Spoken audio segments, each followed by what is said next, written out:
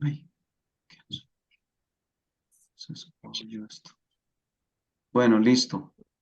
¿Vas a poner a grabar también, Camila? ¿Perdón? ¿Camila vas a poner a grabar también?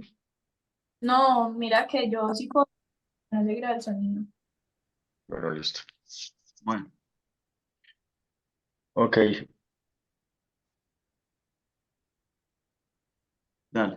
vamos a presentar la presentación sobre la entrevista psicodinámica y sus elementos fundamentales. Nos encontramos reunidos las personas que aparecen en esta página. Inicio. La introducción, bueno, el objetivo es explorar conceptos claves sobre la entrevista psicodinámica que proviene del psicoanálisis, tales como infancia, síntomas, traumas, objetivos, entrevistas, etcétera, para tener una visión general sobre la importancia que tienen estos elementos en la psicología psicodinámica clínica para poder generar un diagnóstico o una hipótesis diagnóstica. Muy bien. Siguiente.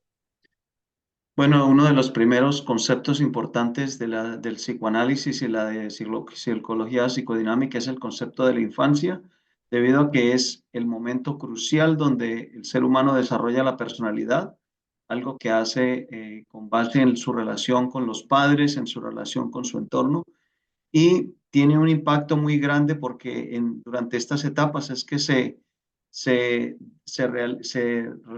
realizan los patrones o los mecanismos de defensa o también los patrones de relación, especialmente, como decía, con los padres y con el medio en torno a la persona.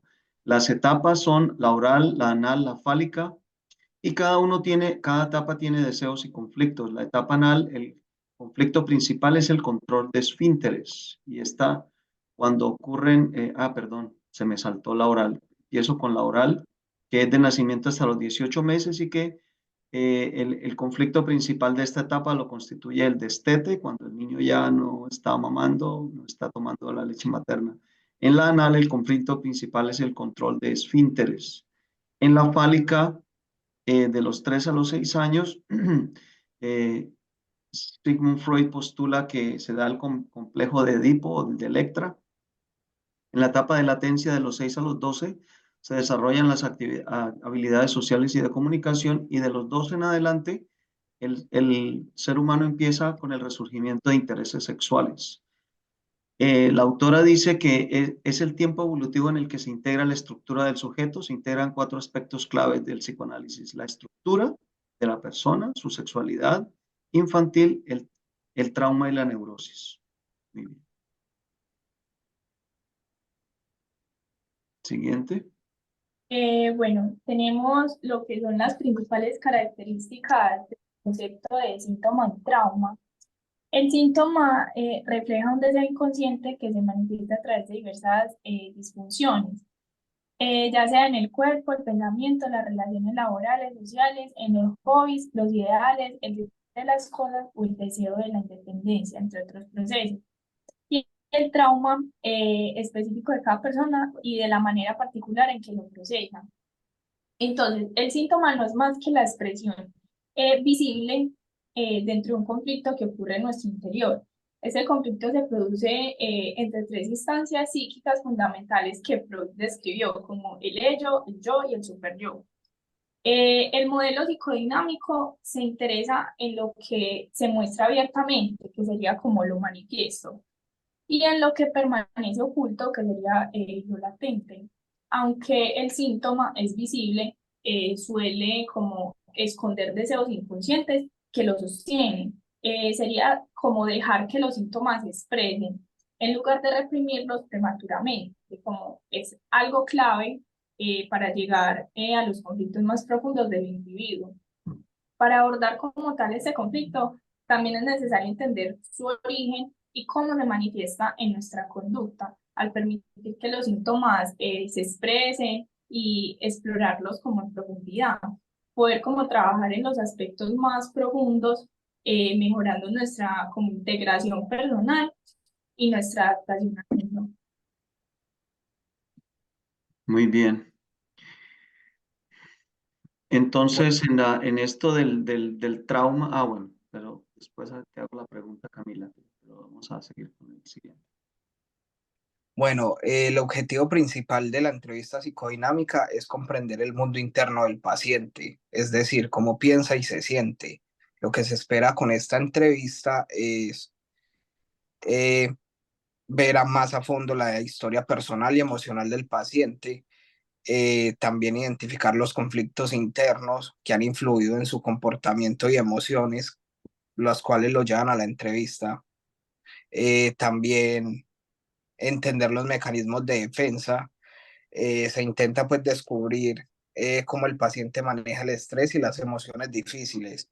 Establecer también una relación es importante entre el terapeuta y el paciente. Esto facilita que el paciente se abra más y comparta aspectos importantes de su vida. Y por último, la comprensión de sí mismo. El objetivo final pues de esta entrevista es ayudar al paciente a obtener una mayor comprensión de sí mismo. Esto puede llevar a un cambio en cómo percibe y maneja sus problemas. En la siguiente diapositiva vamos a ver la demanda en la entrevista psicodinámica, que se refiere a lo que el paciente quiere o espera también obtener a raíz de esta visita en terapia. Eh, La siguiente esta. ¿Esta? no, la de la demanda en la entrevista. Uy, ¿cómo así? ¿Qué pasó con eso? ¿Qué pasó con ese? Vamos a tener. Ah, aquí. Bueno, pero continúo, voy a continuar igual. Yo por acá la tengo en mi Aquí computador. está ya. Míralo. Sí. Eh, la demanda es importante porque le da una dirección a la entrevista. Aunque el terapeuta también está buscando entender los conflictos más profundos, saber qué es lo que el paciente espera puede ayudar a enfocar la conversación de manera más efectiva. También alinea las expectativas, que conocer la demanda ayuda a alinear las expectativas del paciente y el terapeuta. Esto es importante, puede prevenir malentendidos sobre lo que se espera en la terapia, porque el paciente va con un problema, pero el terapeuta necesita hacer de unas preguntas para llegar al final, a lo que él quiere obtener de la entrevista. Detectar necesidades reales también es importante. A veces la demanda del paciente no refleja completamente sus necesidades subyacentes. Identificar la demanda ayuda al terapeuta a explorar más allá de los síntomas y entender mejor las verdaderas preocupaciones del paciente. Y, el, y, as- y ya al final, o sea, el final, lo más importante de la demanda es saber lo que el paciente quiere lograr. Puede motivarlo a participar activamente en el proceso terapéutico. Esta es la clave para el éxito de la terapia. Muy bien. Siguiente. Bueno, ¿qué es mencionado alrededor de los síntomas y su significado? Especialmente para el diagnóstico, ¿cuál fue la situación que desencadenó el problema? ¿Cuándo apareció por primera vez y en qué circunstancias? Al descubrir los síntomas, es necesario registrar su descripción, duración, intensidad, empeoramiento o mejoría. Entonces, ¿qué es muy importante? También analizar cómo el paciente percibe y describe sus síntomas. ¿Qué está sintiendo el paciente? ¿Cómo lo manifiesto y cómo lo percibo yo como persona? Ya que eso también puede indicar directamente la naturaleza del problema, como la raíz de todo el problema. O en algunos casos solo se revela tras varias entrevistas, como por ejemplo algunos síntomas que pueden estar ligados como a etapas de desarrollo emocional o de la niñez, como la necesidad de protección o el deseo de reafirmación o independencia frente como a la autoridad. Ya el análisis detallado de cómo un paciente describe y experimenta sus síntomas es esencial para un diagnóstico preciso. Entender el significado de los síntomas tanto en su contexto personal como simbólico. Esto también permite al terapeuta abordar mejor el tema y guiar mucho mejor el tratamiento, teniendo en cuenta también que cada persona es diferente, que cada persona se expresa y vive sus problemas de manera diferente. Y una pregunta, Camila, ¿y qué sería como lo más importante dentro de la entrevista para el análisis de un paciente? Bueno, Ángel, dentro de mi concepto, cuando un paciente expresa sus síntomas, yo creería que es esencial recopilar como los detalles de la descripción, la duración, como les mencionaba anteriormente, la intensidad y si ha habido de pronto algún tratamiento previo y sus resultados, o sea, que ha tenido antes como cercanía a alguna terapia o además la historia previa del paciente, incluyendo su infancia, su adolescencia o relaciones de pareja, que eso también es súper importante como en el tema de un posible trauma a futuro Sí, o expectativas frente a la vida, proporcionar un contexto como crucial para encontrar como la causa latente del problema. ok, gracias. Siguiente. Bueno, en el siguiente quería hablar de qué son el motivo de consulta manifiesto y latente. Muchas veces cuando las personas vienen a la consulta, ellos presentan un síntoma y es lo que la figurita del iceberg, ¿no? El motivo de consulta manifiesto es como la punta del iceberg, pero el motivo de consulta latente es lo más profundo, lo que realmente es la causa del síntoma.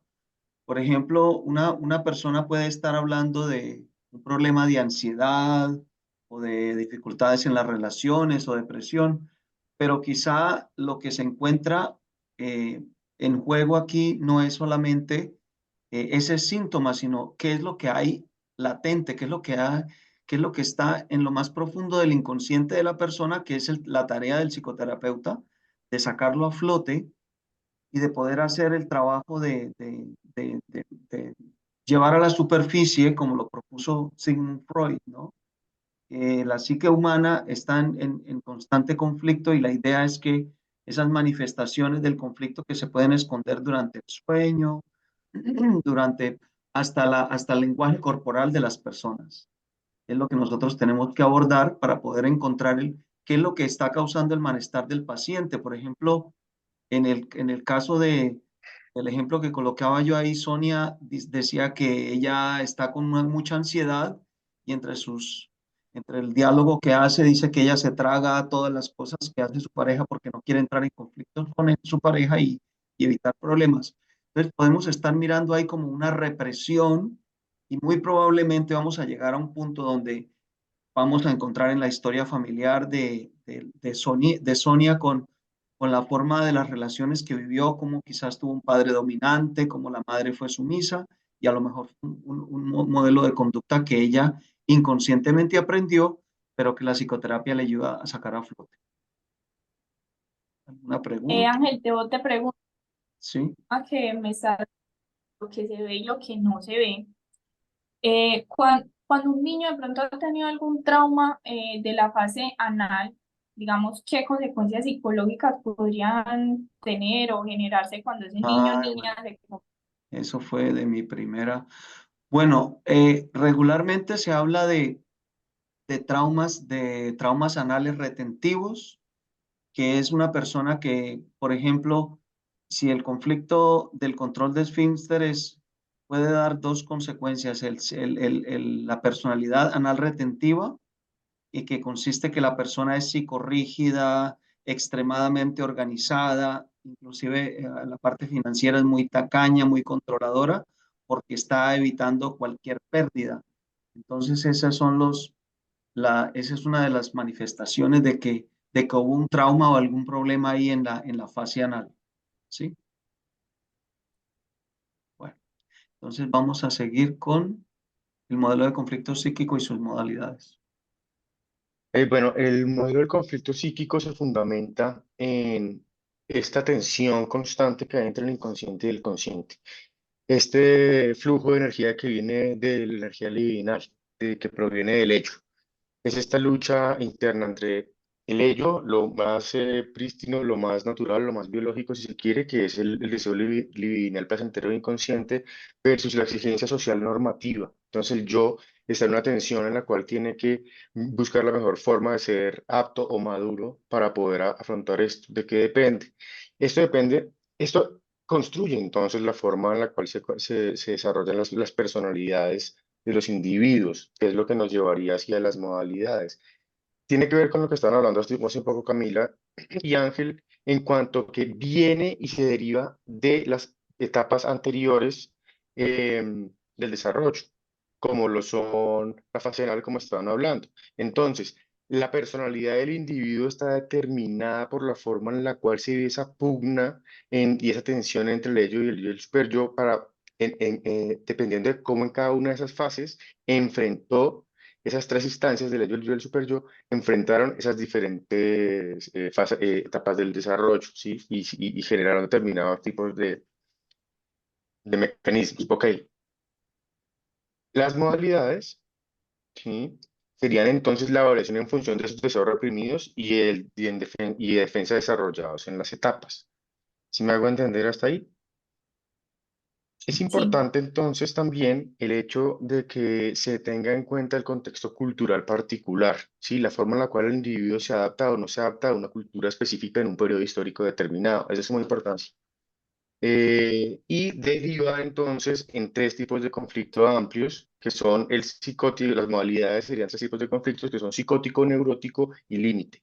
El psicótico tiene que ver con un mal juicio de la realidad, el mayor mecanismo de defensa es la proyección y la disociación, el neurótico es una lucha menos intensa y es más moderada del yo versus el super yo, genera ansiedades, fobias y compulsiones como mecanismos de defensa, y el conflicto límite es el más, si se quiere, extremo de todos, porque el yo se difumina, es como que no hay un sentido de identidad, no se sabe cuáles son los límites de quién soy yo, hasta dónde soy yo, cuáles son mis metas, fluctúa mucho y la terapia lo que tendría que buscar es ayudarle a conformar ese yo para que ese yo pueda luchar o saber llevar esas diferentes instancias. Y por eso se dice que quién soy yo y por qué soy yo, ¿no?